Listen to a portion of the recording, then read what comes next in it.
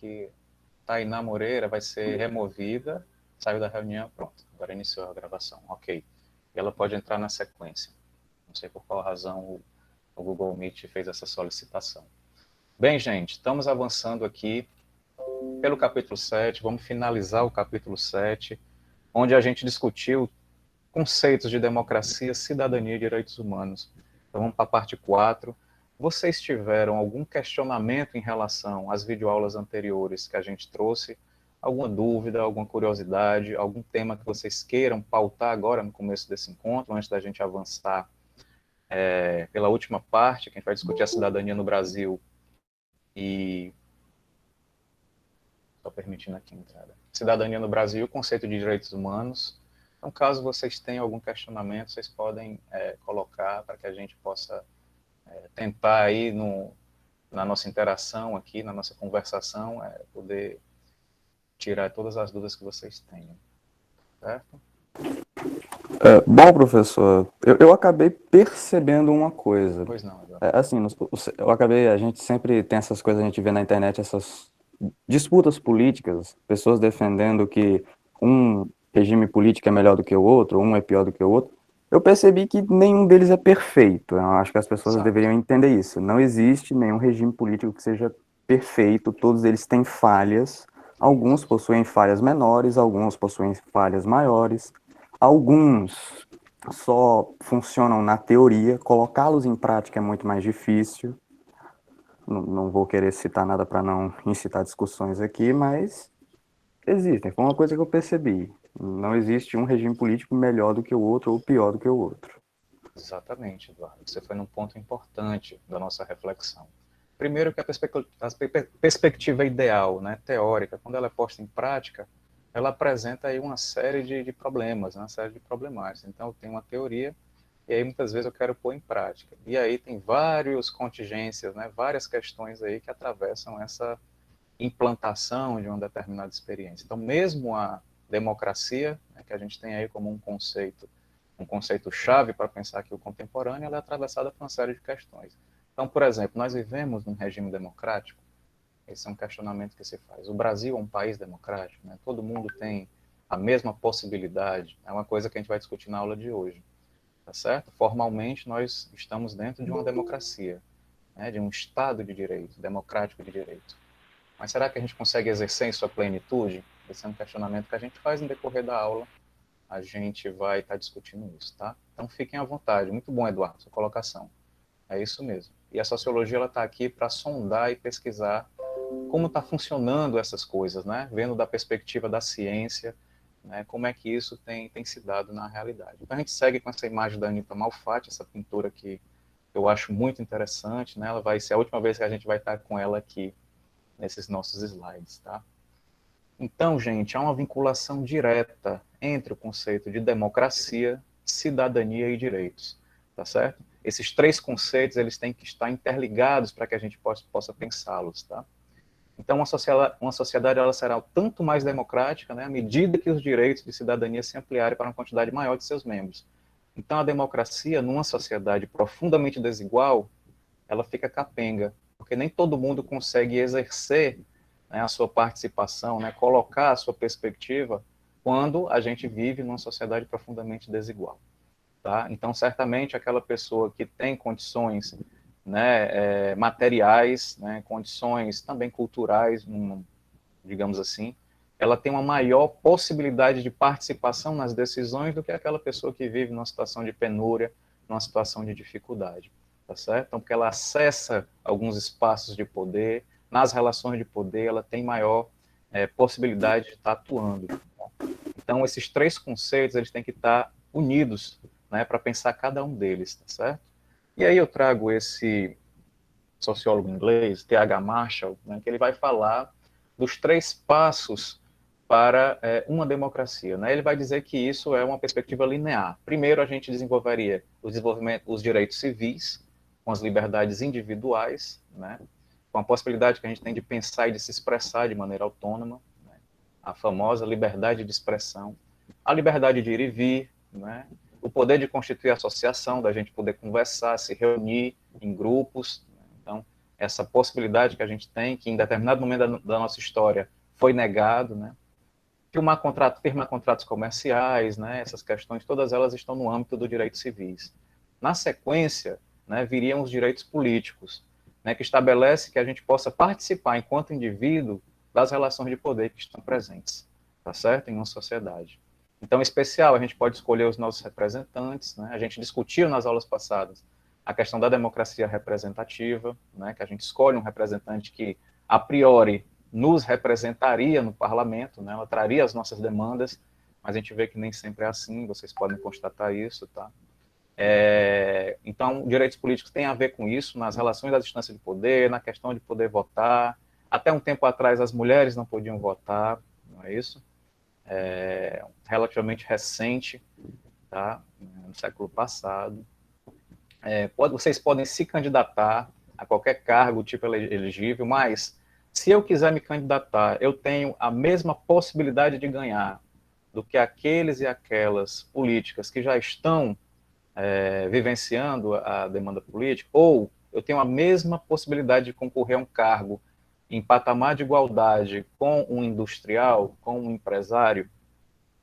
Então veja que os direitos políticos eles não estão equânimes, né? Não há uma equidade, digamos assim, mas os direitos políticos têm a ver com isso, tá certo?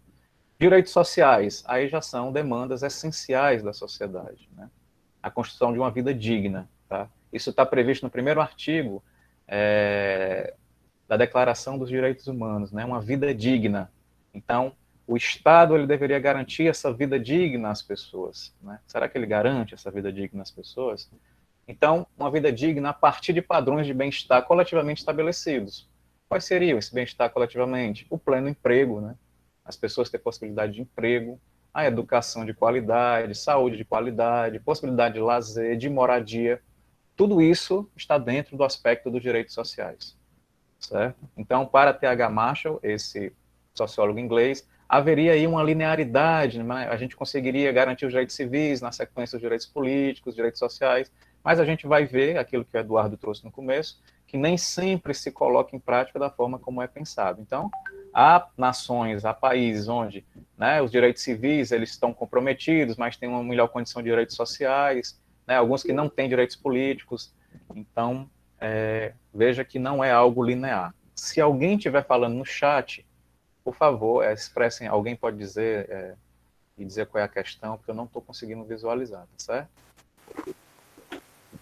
Bom, professor, eu acho que vale a pena dizer, abrir um parêntese para falar dessas coisas de teoria e prática, né? Podemos Certo. usar como exemplo mais simples a chamada democracia grega, que Sim. já é uma coisa muito manjada na sociologia, mas é um bom exemplo.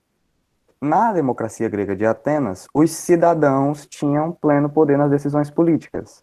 Mas onde vem a desigualdade?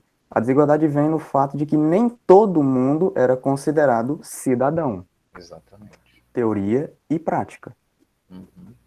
Exatamente, Eduardo. Então, naquela época, as mulheres não eram consideradas cidadãs, né?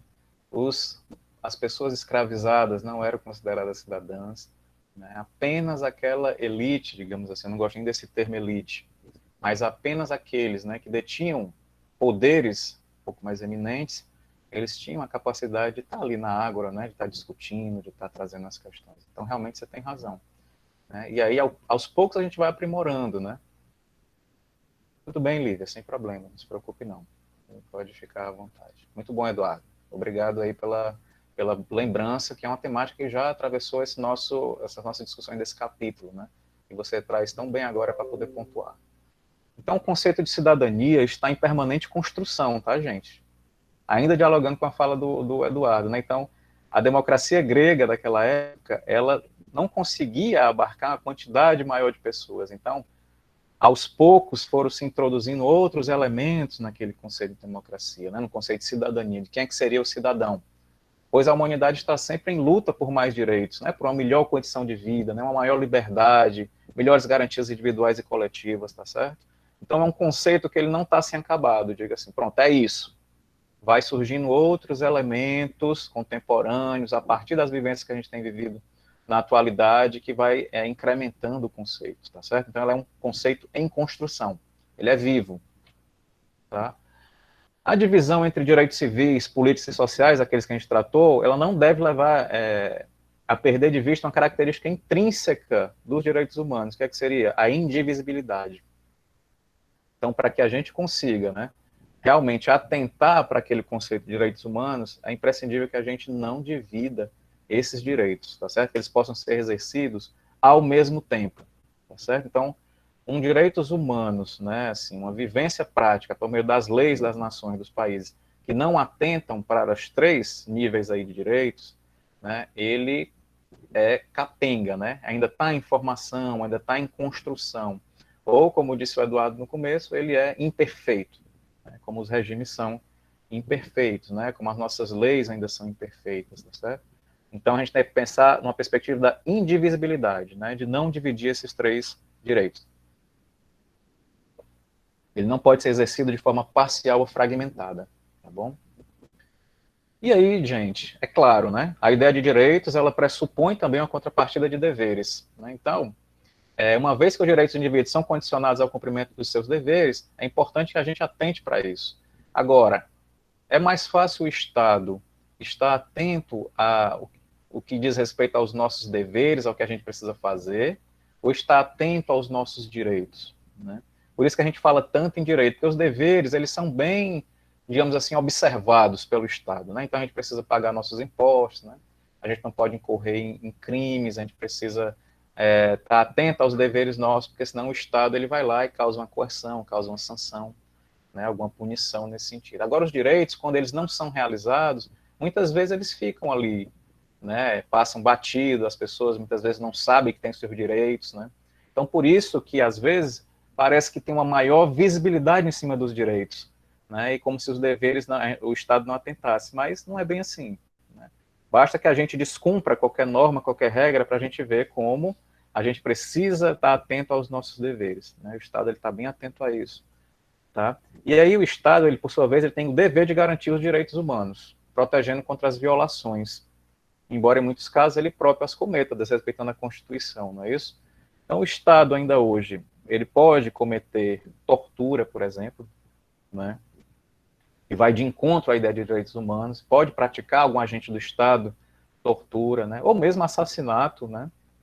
Ou mesmo a gente não conseguir o Estado prover as pessoas naquilo que é mais básico, que seria a alimentação, a segurança alimentar. Então a gente vai ver algumas matérias lá na frente que o Brasil ele tem tido problemas em relação a isso, ao retorno da fome, né? Então o Estado muitas vezes não garante aquilo que é mais básico, né? E ele mesmo viola aquilo que está na sua própria Constituição, certo? Então por isso que a população civil, né, ela precisa estar atenta àquilo que o Estado está fazendo e também questionar aquilo que está sendo feito, tá? Então, no Brasil, gente, a extensão do direito de cidadania é bastante restrita.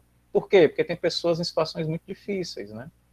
Então, os direitos no Brasil, ele tem tido ainda algumas dificuldades de ser colocado em prática, tá certo? Apenas uma pequena parcela da população tem acesso aos direitos básicos em sua plenitude, tá?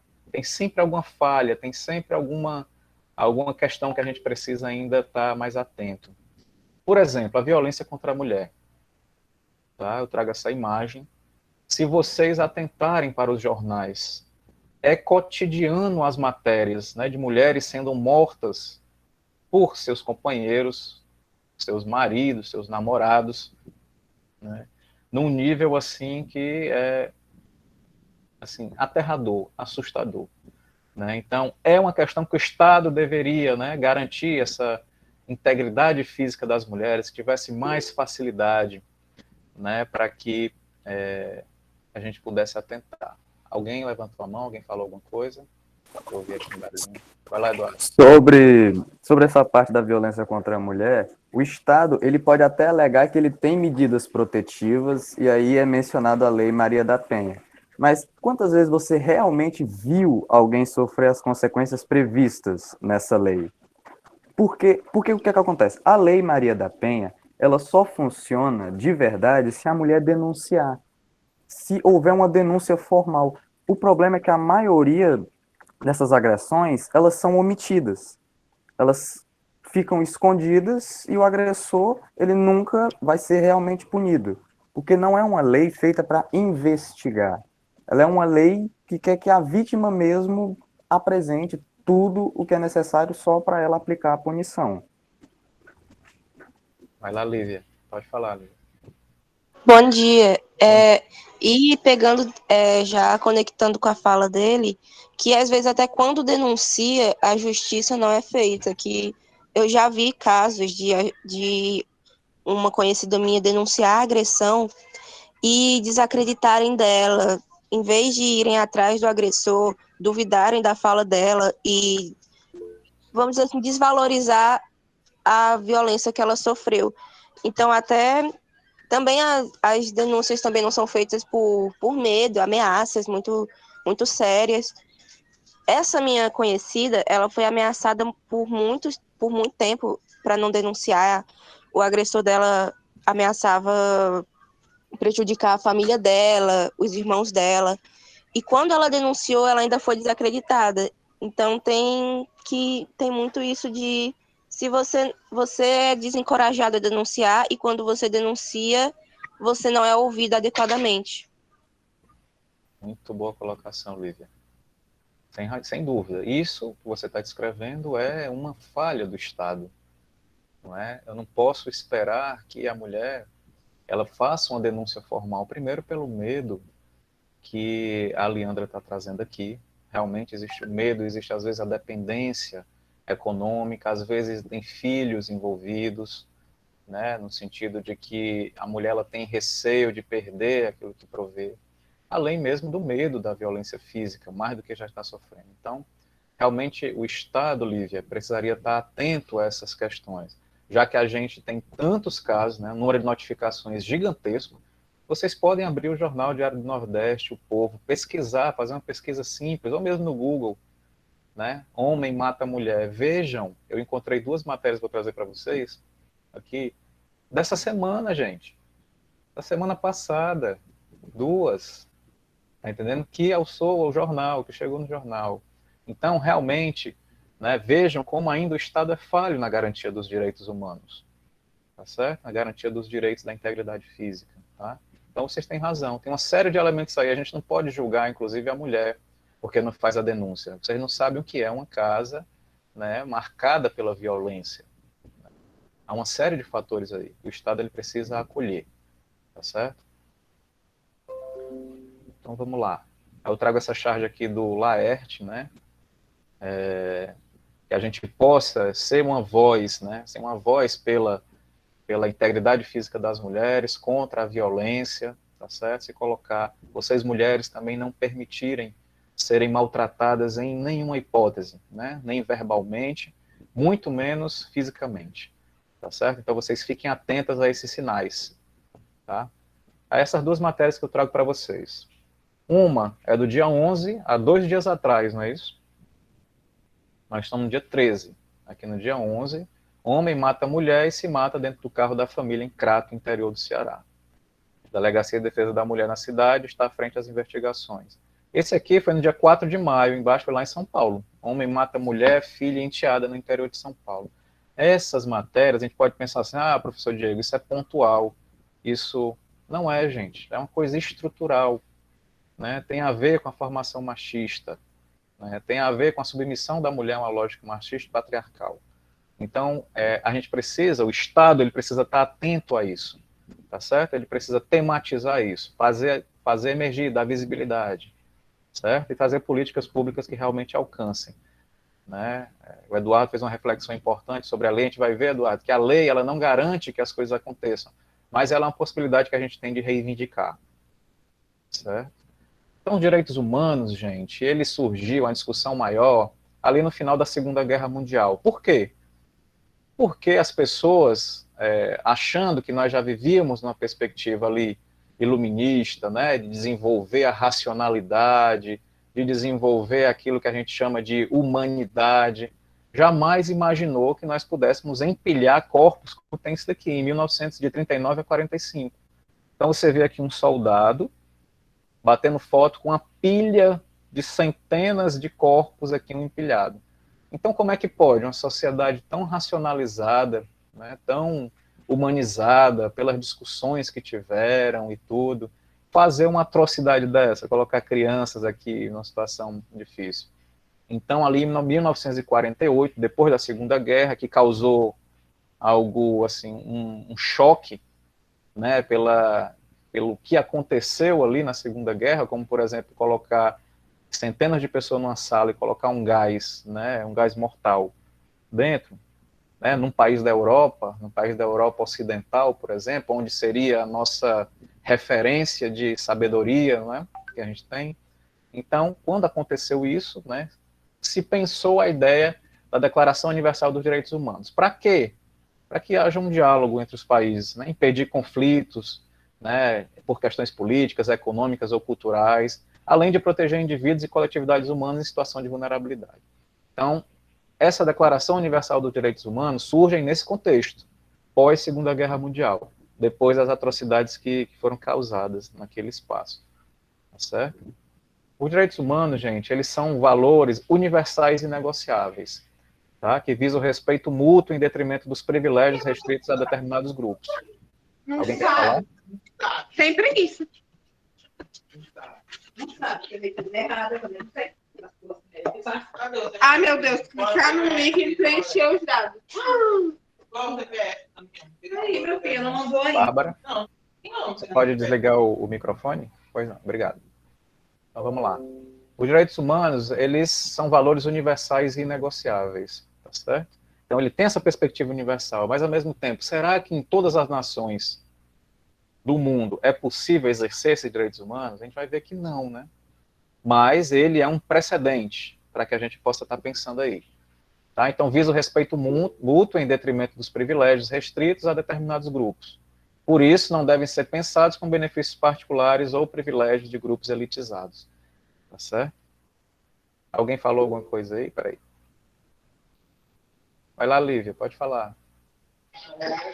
Bom dia de novo. Essa frase que o senhor leu me lembrou uma coisa que eu li uma vez, que é sobre o feminismo, que eu, quando descobri que o feminismo tinha suas vertentes, eu me perguntei por quê, e me disseram que era porque diferentes tipos de feminismos para diferentes tipos de mulheres. Em cada parte do mundo, por exemplo, no Egito, elas ainda têm direitos a conquistarem e outras coisas que elas precisam trabalhar, como o direito de dirigir. Aqui a gente já tem, mas lá elas ainda têm essa luta. Então, essa frase me lembrou muito isso, de que o feminismo tem suas vertentes porque diferentes mulheres precisam de diferentes coisas. Isso aí, Lívia. Vai lá, Eduardo.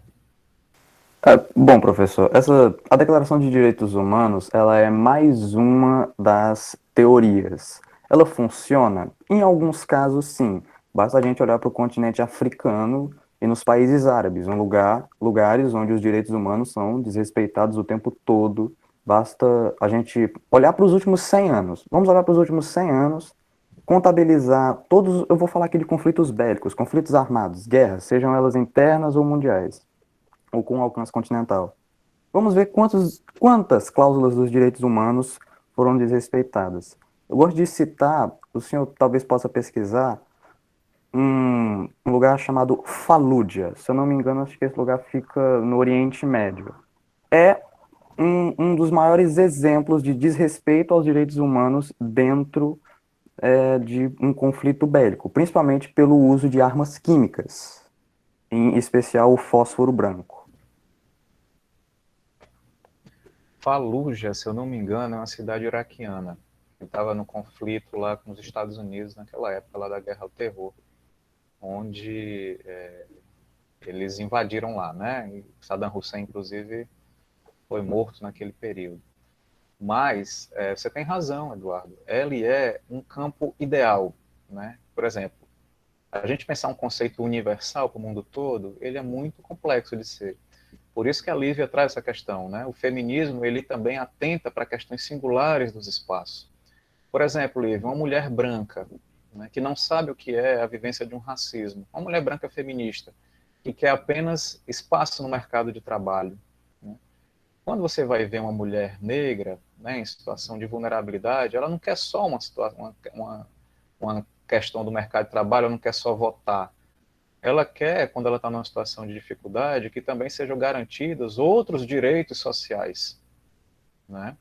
Então, a gente tem aí uma dívida histórica com a população negra, né, os descendentes africanos que vieram escravizados aqui para o Brasil, né, que quando a abolição veio, não houve a absorção desse público no mercado de trabalho. Na verdade, nós optamos por trazer imigrantes europeus, italianos, alemães e outros que estão lá bem demarcados ali na região sul brasileira, né? Então, realmente precisa estar atento às singularidades, sabe, Eduardo? Então, quando eu falo em direitos humanos, eu não posso pegar e tentar aplicar com todo mundo do mesmo jeito. Ou então, o feminismo, a luta das mulheres, né? Há variações, há singularidades em vários espaços, tá? Então, precisa ser atentado a isso, tem que ser garantido a isso. Então, vamos dizer que a Declaração de Direitos Humanos é um horizonte, é um campo ideal onde a gente precisa caminhar. Então, um horizonte onde permite que a gente caminhe, a gente dê os nossos passos.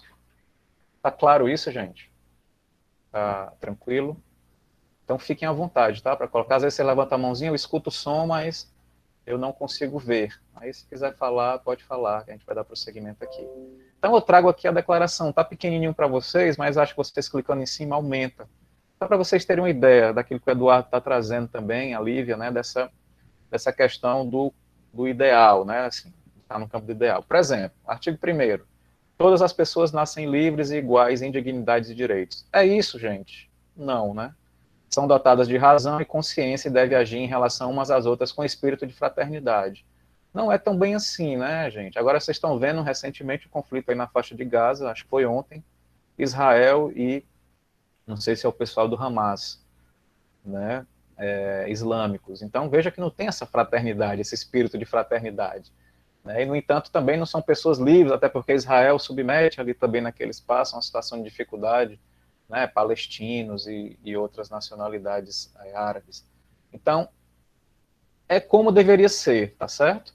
Artigo 2º. Toda pessoa tem capacidade para gozar os direitos e liberdades estabelecidos nesta declaração, sem distinção de qualquer espécie, seja de raça, cor, sexo, língua, religião, opinião política ou de outra natureza, origem nacional ou social, riqueza, nascimento ou qualquer outra condição.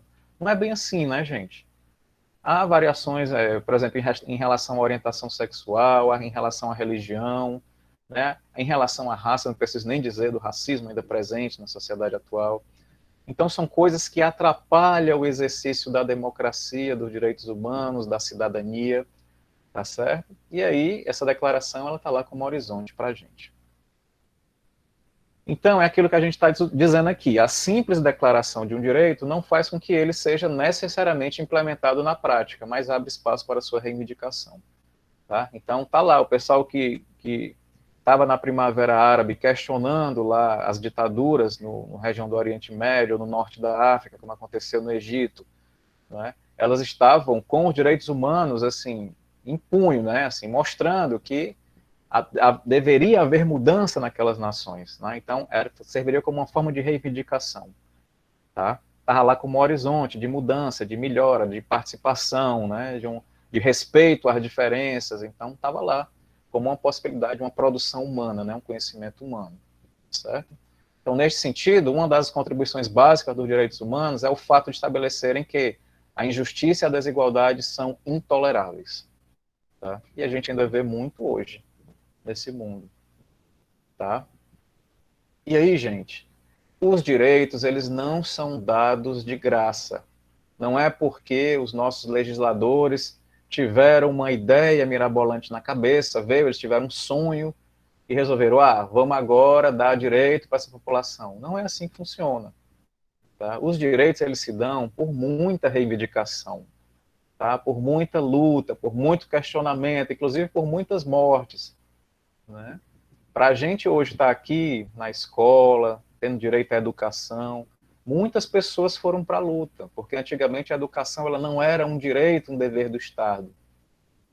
Certo? Então, veja, para que a gente esteja exercendo esse direito, né, para que a gente tenha direitos trabalhistas, muitas pessoas, inclusive, morreram para que isso acontecesse. Elas lutaram até o limite de perder suas vidas. Então, todos os direitos eles são conquistados por reivindicações, por questionamentos, ele é fruto das mobilizações e demandas da população. Então é a gente que se mobiliza, que demanda para conquistar os direitos, certo? No Brasil, gente, formalmente, a gente tem os requisitos mínimos de uma poliarquia, que é o que? Uma ampla participação. Diferente de oligarquia, que era concentrado num grupo pequeno, a poliarquia ela prevê uma ampla participação, né, no sistema democrático em poder atribuído com base em eleições livres, né, em que há ampla participação política para concorrência de cargos públicos. Esse sistema implica em disputa pelo poder de tolerância à diversidade de opiniões e oposição política. Então, formalmente, pelas leis brasileiras, isso está garantido. No entanto, o que a gente percebe é que essa estrutura formal não garante a democratização. Então, mesmo que eu tenha lei, mesmo que eu tenha uma Constituição muito bonitinha, a Constituição Cidadã de 1988, isso não garante que a população tenha seus direitos básicos garantidos, proporcionados pelo Estado. Por isso que ainda é preciso muita luta, muito questionamento, né, se posicionar. Então, destaca-se aqui questões democráticas que vão além do estabelecimento das regras formais. Tá? E isso tem tudo a ver com a democracia como regime. Então, a gente não pode só ficar preso à formalidade. Né? A democracia ela é também um conceito em construção. Então, a gente precisa estar atento a isso. É necessário ampliar a cidadania para reduzir a distância entre as esferas formal e real. Então, naquilo que a gente tem formal nas nossas leis, até alcançar o real, existe um fosso, tá, gente? A gente precisa transpor. Aí eu trago essa charge, ela ficou muito famosa, vocês inclusive já devem ter visto em aulas anteriores, no ensino fundamental, que é aqui uma família, o pai lendo a Constituição, essa charge apareceu em 88, depois que a Constituição foi promulgada, né? Foi a do Miguel Paiva, que foi publicado no estado de São Paulo, no dia 5 de outubro de 88, onde o pai vai dizer, todo brasileiro tem direito à moradia, e a mãe com o bebê no colo, numa situação de penúria, que um gatinho. Agora lê aquele pedaço bonito que fala de comida, de saúde. Então, a nossa Constituição tem tudo isso. Que deve ser que o Estado deve prover a comida, né? A saúde de qualidade, a educação de qualidade, a moradia para as pessoas. Tá? Mas, no entanto, estamos aqui em 2021 e a gente não conseguiu ainda ampliar esses direitos para toda a população. Aí eu trago duas matérias, uma do Estadão e outra da Justiça Global, que a pandemia ampliou violações de direitos humanos no Brasil. Diz a Anistia Internacional, tá certo? E o Brasil real segue com graves violações de direitos humanos. Tá? Então, tem aqui essas duas matérias que vocês podem ver, também buscar na internet, se informar, e podem também pesquisar sobre violações de direitos humanos no Brasil.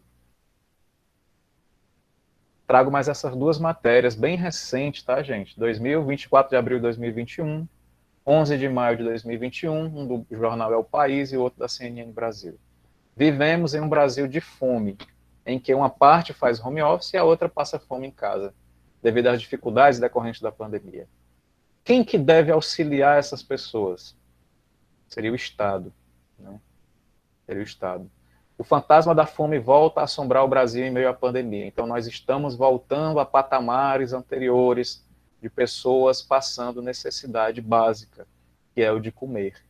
Certo? Então, gente, apesar de existir formalmente, né, a democracia, a cidadania e os direitos ainda são bastante restritos. Certo? Como é que a gente lida com isso? A gente senta em casa, se resigna, acha que aquilo não tem nada a ver com a gente, que não sei o quê, ou, como está fazendo aqui essas meninas aqui embaixo, ou vai para o questionamento, né, para o tensionamento, para saber o que é que a gente pode melhorar, né, para inclusive sondar aqueles e aquelas que a gente votou. É importante que a gente se lembre em quem foi que a gente votou, para que possa perguntar, conversar com essa pessoa, mandar mensagens, saber o que é que ela está fazendo no Congresso Nacional, tá certo? E também pautar isso, né? A melhora dessas questões dos direitos, tá? Com ações da sociedade civil, com políticas públicas de qualidade, que possa dar conta aqui do nosso cenário atual no Brasil, que possa garantir que a democracia seja exercida de forma plena, que nós tenhamos aqui uma cidadania também, né? E os direitos humanos sejam observados, certo? Alguém levantou a mão? Ah, falou aqui no chat.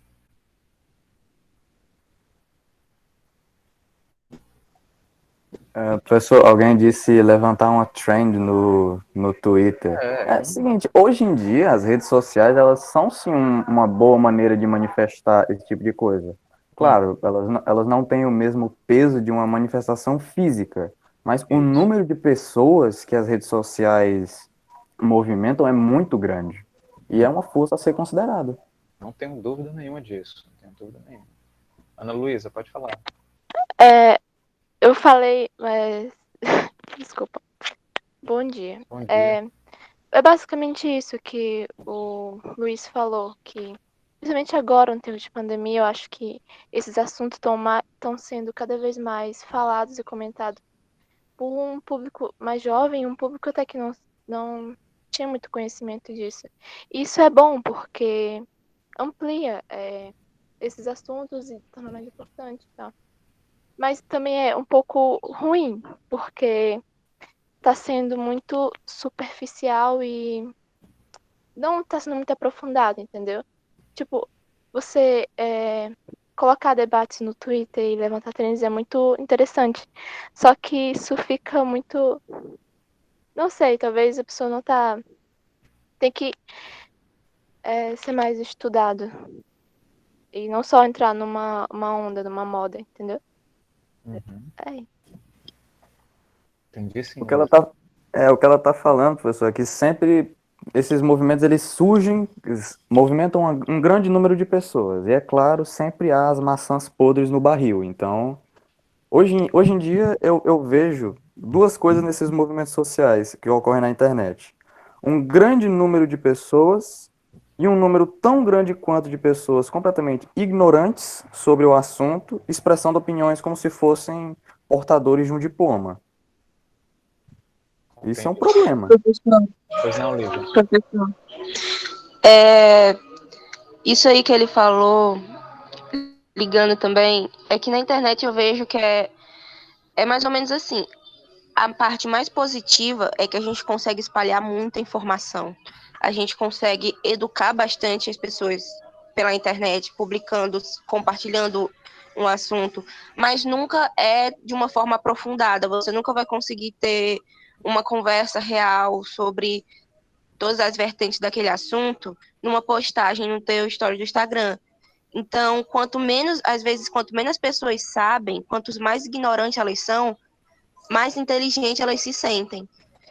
E isso acaba espalhando muita informação errada. Então, por mais que a rede social seja uma forma de espalhar informação, o tiro acaba saindo pela culatra. A gente espalha a informação, mas de uma forma tão superficial que abre muitas portas para pensamentos errados. Lívia, a gente precisa, talvez agora, mostrar, te dou já a palavra, Renan, mostrar que as informações que são disseminadas nas redes, elas precisam ser checadas. De que as informações que estão sendo socializadas nesse espaço, elas não necessariamente são a verdade. É a verdade. Né? Então, talvez esse seja um movimento importante que a gente precise fazer, né? Que vai demandar um longo tempo, né? Porque é muito mais fácil a gente olhar uma informação e compartilhar ali no botãozinho. Às vezes a gente só lê a manchete, né? E compartilha, não sabe qual é a origem, qual é a fonte daquilo, e realmente isso pode atrapalhar na nossa, digamos assim, no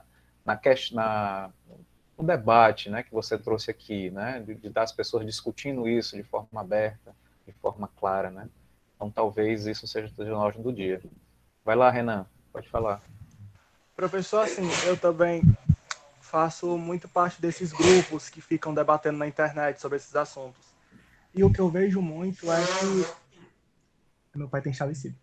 É que as pessoas elas pegam pontos que não precisam necessariamente de discussão enorme, pontos muito simples, e as pessoas fazem um furacão, um exagero enorme, uma coisa que num simples diálogo a pessoa pode resolver, as pessoas colocam coisas que não tem nada a ver. Está se tornando muito isso, o discurso na internet. As pessoas estão pegando vídeos que não tem nenhuma representatividade ruim ou que fale alguma coisa exorbitante e criam alguma coisa por cima, só para arranjar um discurso de ódio, qualquer coisa. É muito isso, as pessoas exageram muito. Entendi, Renan. Entendi. Às Tipo, vezes isso. Com licença. Pode falar aqui. às vezes, é muito por isso assim, as pessoas começam um discurso e acaba em nada. As pessoas começam uma discussão que é muito interessante. Ah, vamos falar sobre tal assunto, opinião tal, vamos ver qual opinião que vale mais a pena. E no fim daquilo tudo, a pessoa ignorante continua com a mesma opinião e a pessoa que está certa ainda continua com a mesma opinião, não muda nenhum dos dois lados a opinião da pessoa. A pessoa sabe dar opinião, mas não sabe mudar ela se a pessoa estiver errada. É muito isso, a pessoa não sabe evoluir o pensamento. A pessoa criou aquilo na cabeça, a pessoa não consegue evoluir para frente. Só fica com aquilo na cabeça. Como vejo relacionar muitas pessoas em relação à homofobia, ao feminismo, pessoas que pegam um simples tópico, que nem em relação à homofobia. As pessoas usam muito a Bíblia para homofobia. A pessoa ver qualquer vídeo de uma pessoa LGBT na internet, sempre vai ter alguma pessoa mandando a pessoa se converter, dizendo que a pessoa vai pro inferno, alguma coisa desse tipo. E sempre começa uma discussão por causa daquilo. As pessoas não sabem tentar entender alguma coisa sobre aquilo. Simplesmente pegam o que foi passado para elas e explanam, sem saber nada do nada. É isso que é muito chato. As pessoas não Isso. conseguem criar um E, tipo pensamento. assim, Vai lá, na Caroline. real, eles estão errados, mas eles acham que eles estão certos. E por conta deles, no fundo, saber que eles estão errados, eles colocam o nome de Deus. Eu falo porque minha mãe é da igreja, ela é crente. Crente assim, né? Como é que eu posso falar? Ela é evangélica, mas, tipo, ela não tem esse pensamento como as outras pessoas. Ela super respeita a opinião das outras pessoas. Ah, a pessoa quer ser assim, ela se aceita assim, ótimo, tá legal. É ela, eu não preciso me importar com ela. Eu tenho que me importar comigo. Boas É reflexões. porque hoje em dia as pessoas estão tão vidradas em ligar nos problemas das outras que não pensam mais em si mesmos, só querem ficar falando e na real não vê É qual o real exatamente. problema. As As pessoas não pessoas se sabem te- focar nos seus próprios problemas. Só querem. elas acham que tem o direito de falar e opinar sobre a vida da pessoa só porque ela tá postando uma foto, entendeu? Tipo, é uma vitrine, é aquilo, só que não tem muita necessidade de tentar impor sua opinião sobre outra pessoa. Uma coisa é debater e conversar, e outra coisa é empurrar aquilo. Porque é o que eu quero, o que eu acho, e eu não quero ver o seu lado, eu quero só que você faça o que eu tô falando. Tipo, sempre esse negócio da superficialidade das pessoas, de não ver aquele assunto, aquele tema importante e ver só aquilo, não vai mais atrás daquilo, tentar se aprofundar naquele assunto. É, Então, eu posso encerrar aqui a discussão que eu comecei. fique tranquila, Ana Luísa. Ela está dentro do nosso tema, né, que é de participação. Talvez a gente tenha que criar mecanismos de que a gente consiga se escutar, não é isso? Que a gente consiga valorizar a diferença, que não tem um vencedor e um perdedor. Na verdade, a intenção da democracia é o bem comum, não é? É que a gente consiga pensar as demandas sociais. Então, não se trata aqui da gente estar numa briga de torcida organizada, né, de quem é o certo, de quem é o errado, mas de conseguir estabelecer conversações, conseguir estabelecer um diálogo, uma conversa que seja fraterna, que esteja tudo bem se eu penso diferente, né? Que assim eu posso ter uma perspectiva diferente da sua e nem por isso você precisa querer me agredir, né? Com palavras ou mesmo fisicamente, né? Porque a diferença ela está na nossa base. Nós não somos iguais. Eu acho que não seria nem interessante que todo mundo fosse igual da mesma forma. Eu acho que a diferença faz com que a gente cresça também um pouquinho, né? Quando a gente vai ali no debate, no diálogo, vai buscando um consenso, vai, né, vai aprimorando os diversos posicionamentos políticos. Então, uma crítica ela pode aprimorar aquilo que é deficitário em outra. Então, talvez isso seja o que a gente precise buscar agora nesse momento. Sinara colocou aqui, na teoria tudo é lindo e perfeito, em relação à internet, querer ver isso na prática. É verdade, Sinara. Às vezes as pessoas se escondem por trás, né, do perfil da internet para poder agredir alguém, né, para poder falar mal de alguém. E isso eu acredito que a gente não congregue muito, né? Que a gente não consiga avançar no sentido das nossas demandas agindo dessa forma. Pois não, Ana Luísa? Eu sei que isso tudo é muito, tipo, ruim e as maçãs são podres e tal, mas isso é um pouco compreensível, porque a internet é uma coisa nova ainda pra gente. E até pra, tipo, gente de 10 anos já tá fazendo tudo na internet, que eu acho um pouco estranho, mas é normal agora, né? E é novo pra eles e pra gente também, mesmo que a gente já tá há um tempo. E não vê assim com um manual de instrução, uma coisa bonita, a gente já tá aprendendo a utilizar e a formar opiniões, a ver notícias muito rápido, são muitas informações e muita coisa para fazer. E é compreensível que haja esses defeitos na internet. Vai lá, Sinara. Por exemplo, eu falo em relação que algumas pessoas levantam pautas super importantes no Twitter ou no Insta sobre respeito, sobre aceitação e tudo mais, e acabam que não fazem isso que elas querem que os outros façam. Eu posso usar um exemplo? Tipo, acho que todo mundo viu toda a treta que aconteceu após o término do casamento do Whindersson e da Luísa. Todo mundo super atacou ela, falando coisas absurdas pra ela. E ela super se defendendo, falando que não havia traição naquilo e tudo mais. E ninguém acreditava nela, ninguém mesmo. Daí, esses dias, ela respondeu a um comentário de um. Foi entre aspas, né? Super julgando ela. Daí foi só o Whindersson falar que não tinha havido traição, por isso esse não tinha sido o motivo do término. E muita gente começou a criticar ele, que ele poderia ter falado antes e tudo mais, que ela sofreu hater, só que as pessoas que jogaram hater nela, ele não tem nada a ver. As pessoas criticaram ela, depois ele falou, começaram a criticar ele, ou seja, elas puxam pro lado que convém. Super, vamos respeitar, vamos compreender e tudo mais, só que elas mesmas que jogam hater na pessoa, elas que criticam e tudo mais, entendeu? Elas realmente puxam por uma pauta super, hiper, mega importante, só que elas não seguem esse lado que elas tanto falam. É isso que eu E penso. é como se a palavra dele, do homem que valesse, e da dela, que sempre se defendeu contra as acusações, não fosse importante. Ele que deveria ter dito que o que não é. Primeiro, ninguém deveria nem ter se metido nessa relação deles, bem íntima. Mas é como se a internet falasse, não, a palavra do homem que vale e da mulher, que é da Luísa, não vale, mesmo ela se defendendo desde o início. Aí depois que ele veio falar que ele que tinha. Não sei o que foi que aconteceu. Mas depois que ele vai falar que o povo vieram ter pena, assim, dela. Boa E eu reflexão. acho um assunto importante. Boa Isso reflexão. mesmo. Tipo, as pessoas puxam pro lado que convém realmente. Se ela tava super sendo prejudicada, eles foram atacaram ela. Aí depois ele começou a ser criticado e foram atacaram ele. Tipo, puxam pro lado que convém, entendeu? Só que realmente ninguém tem a ver com isso. O relacionamento era entre eles. Só que as pessoas começaram a se meter, eles deveriam se resolver. Só que as pessoas não entendem isso. Eles não têm nada a ver. Só que realmente criticam, Exatamente. criticam. E Foram, só criticam. lado. Quando ela tentou se defender, não acreditaram nela. Quando ele falou que não foi aquilo, acreditaram nele. E é isso, tipo, só a palavra Mesmo, puxam dele só pro importa, lado. né?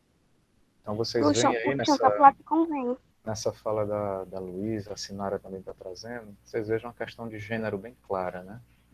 Onde a verdade ela é considerada naquela fala masculina e na feminina não tinha sido antes, apesar dela ter se expressado nesse sentido. Então essa é uma reflexão importante que a gente precisa fazer. Gente, são 11h09, a gente já está aqui há quase uma hora, tá certo? Eu acho que a contribuição de vocês aqui muito interessante no chat, né? A Júlia fala da questão dos ataques, né? O Luiz Eduardo fala do respeito que se torna seletivo, né? Realmente não é algo universal, né, Luiz Eduardo, como está previsto aí na nossa declaração, né? As pessoas, a Jennifer contribui dizendo que as pessoas falam tanto sobre respeito, empatia e amor ao próximo, mas na internet, né, agem de uma forma um pouco mais truculenta, né? sem respeitar a pessoa, né? A pessoa com quem ela está se referindo. Despejar ódio, verdade, Jennifer. A Laísa fala que muita gente é atacada tem problemas psicológicos, sem dúvida nenhuma, né? Isso tem causado uma série de transtornos mentais, ansiedades, depressões, não é isso? A Jennifer fala dessa questão das pessoas que pregam algo e agem de outra forma, e aí tem aquela discussão da teoria e da prática, né? Que a gente está discutindo aqui no começo da aula. Então, assim, são temas que são da ordem do dia que vocês trazem, porque a sociologia, gente, ela é toda marcada por aquilo que a gente está vivendo aqui agora, tá? Então, ela tem essa perspectiva, essa premissa de pensar o presente. A gente se remete ao passado, mas para pensar o presente. E também vislumbrar aí o futuro, né, daquilo que a gente está pretendendo fazer, tá certo? Alguém mais quer falar alguma coisa? Aqui está uma chuvinha em Fortaleza, felizmente a internet segurou. Mas vocês querem dizer mais alguma coisa em relação a esse capítulo que a gente finaliza hoje? Depois a gente segue para o próximo. Tá? E vamos fazer uma atividadezinha de revisão aí no meio da... Aí também, né, Laís? Acho que é quase no estado todo. E a gente vai fazer um exercício de revisão tranquilo sobre as temáticas que a gente tratou no capítulo, tá certo? Jennifer, eu também adorei vocês, a participação de vocês. Para mim, a satisfação está aqui. E me coloco como alguém que está do lado de vocês, tá certo? Me desfaço dessa ideia do mestre que está ali em cima do pedestal, né? Só depositando conhecimento em vocês, e tenho aprendido também com aquilo que vocês trazem, tá certo? Então, vocês me vejam como alguém que está junto com vocês aí nessa caminhada, tá certo? Então, espero que a gente se encontre ao vivo em breve, né? E qualquer coisa vocês podem falar comigo ali no WhatsApp, tá certo? Fiquem à vontade. Eu vou finalizar aqui a gravação.